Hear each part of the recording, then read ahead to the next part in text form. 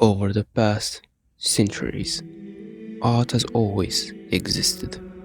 From the paintings by cavemen, the statues of Greece, the pyramids of Egypt, and their symbolic paintings, to the art of the late centuries that we see in our modern time, like the Mona Lisa, the Starry Night, and the Last Supper. All these are considered art. By definition, it means the conscious creative use of skill and imagination to produce objects, experiences, or environments meant to stimulate the senses, evoke emotion, or communicate complex ideas, and translating what we can speak into visual image. Art has always been needed in our lives. Since the dawn of our existence, we always tried making art through various forms, such as statues, paintings, novels, and music. All these are a form of art and always existed in every generation. It's an absolute necessity for our existence, and we cannot live without creating. But what if I tell you the biggest misunderstanding people have, that art is original and we can create? The truth is, there is no such thing. Many philosophers and authors talked about it, and yet many are still aren't aware of it. A question that's big in itself is, how come art not be original, and how have we never created anything despite all the inventions we see every day? Before answering these questions, we first are going to see what have been said about this topic by philosophers and authors. For philosophers, Friedrich Nietzsche didn't claim that art is fake in the sense of being worthless, but he argued that truth itself is a human invention and that art exposes this. His idea was that there are no objective truths, only interpretations. Every creator inherits values, symbols, myths, and language, and what we call originality is a new arrangement of inherited forms. His famous idea was, truths are illusions which we have forgotten. For Nietzsche, artists don't create from nothing, they transform existing cultural material. The philosopher Jacques Derrida arguably went even further. He argued that nothing has an original meaning. Every text is made from previous texts. Every work refers endlessly to other works. Therefore, there is no pure origin. The author Georges Louis Borges wrote the short story Pierre Menard, author of the Quixote.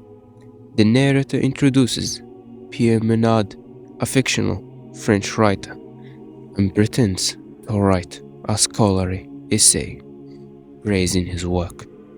He decides to write several chapters of Miguel de Cervantes' Don Quixote. At first, he considers simply copying it, but he rejects the idea because he will end up creating a replica. Instead, he sets himself a much harder challenge to arrive at the exact same text on his own, as if he is creating it naturally. After years of effort, Menard succeeds. The words he wrote are identical to Cervantes' original in every sentence. What's surprising is the narrator's reaction. He said Manas's version is actually more original and more profound than Servant's version.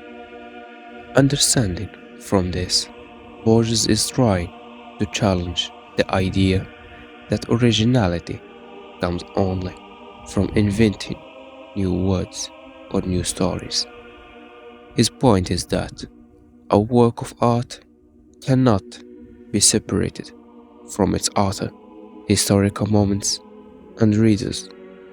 The meaning of the text changes depending on who writes and when it's written and by who it's read.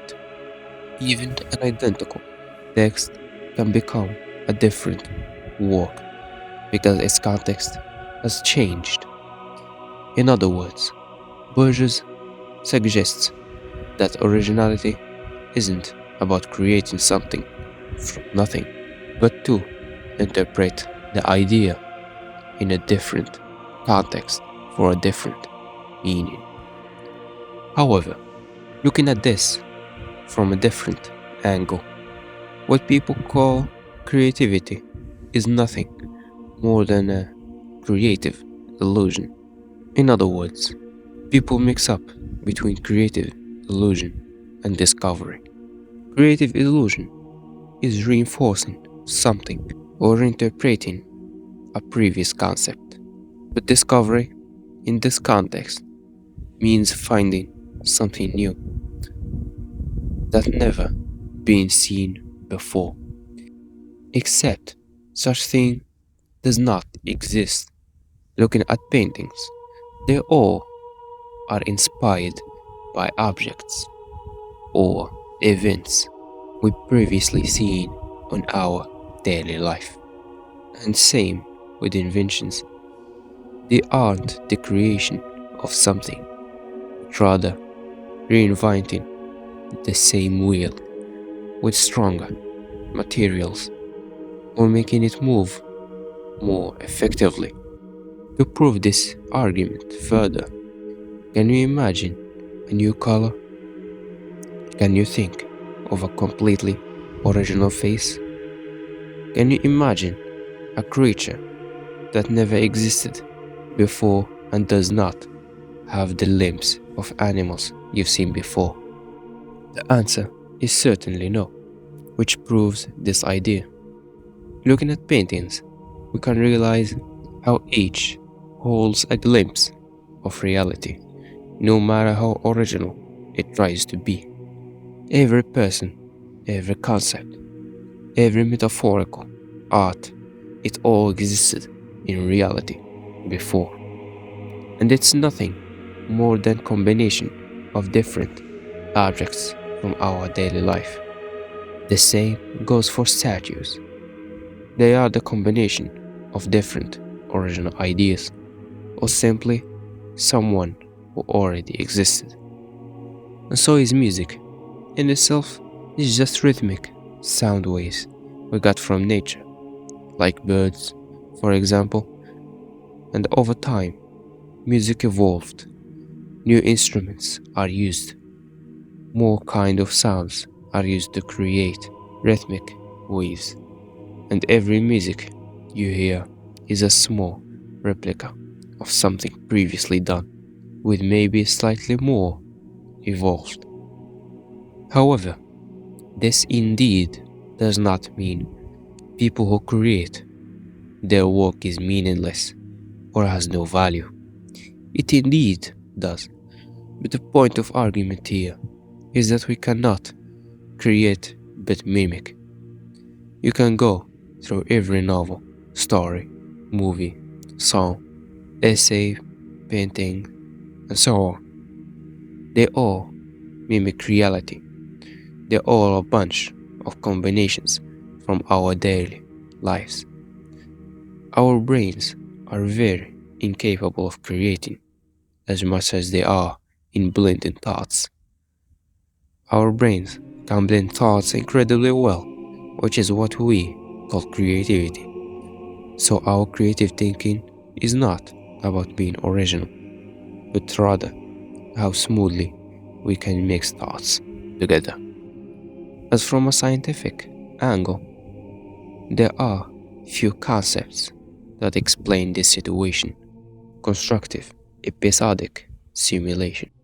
In cognitive neuroscience, it is believed our brain's imagination works by constructing new mental scenarios from stored representations, meaning we cannot generate new ideas without a storage to take from. Also, there is a theory called predictive processing, which suggests that the brain is constantly generating predictions based on prior experiences. Neuroscience suggests also a concept called representational constraints. It says that the brain can only manipulate concepts it has some neural representations for. For example, you can imagine a creature with 8 legs because you already know what legs are. Or imagine a mammal with a bird's abilities because you already know what a mammal is and what a bird is. And the last concept is combinational creativity.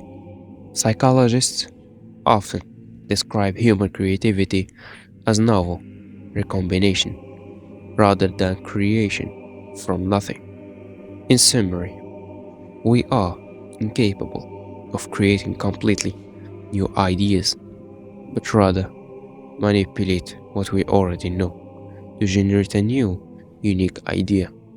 It is not original in existence, but indeed it is in a sense of it being new.